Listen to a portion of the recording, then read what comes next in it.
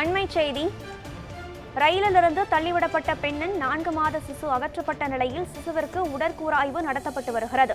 இதுகுறித்த விவரங்களுடன் இணைகிறார் நமது செய்தியாளர் ஜான் பிரிட்டோ. ஜான் பிரிட்டோ, வணக்கம். வேலூர் ஜோலார்பேட்டையில் ரயிலில் பயணித்த கர்ப்பிணிக்கு பாலியல் தொல்லை கொடுத்த விவகாரத்தில் 4 மாத சிசு அந்த கர்ப்பிணி பெண்ணின் வயிற்றிலிருந்து அகற்றப்பட்ட நிலையில் அந்த சிசுவிற்கு உடற்கூறாய்வானது நடைபெற்று வருகிறது. முழு விவரங்களையும் பதிவு செய்யுங்கள்.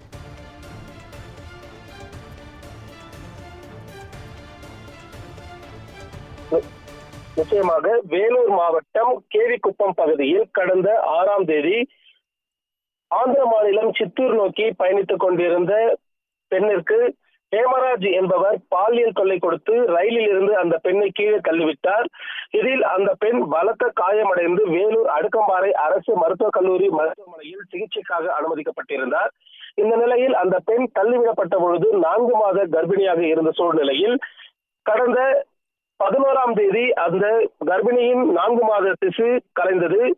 தொடர்ந்து அந்த பெண்ணிற்கு அறுவை சிகிச்சை மூலமாக அந்த சிசுவானது அகற்றப்பட்டிருந்தது. இந்த சூழ்நிலையில் ரயில்வே போலீசாரின் வேண்டுகோளை ஏற்று ராணிப்பேட்டை பகுதியில் உள்ள தனியார் மருத்துவமனையில் அந்த சிசுவானது பாதுகாப்பாக வைக்கப்பட்டிருந்த நிலையில் தற்போது வேலூர் அடுக்கம்பாறை அரசு மருத்துவக் கல்லூரி மருத்துவமனையில் ஒப்படைக்கப்பட்டது.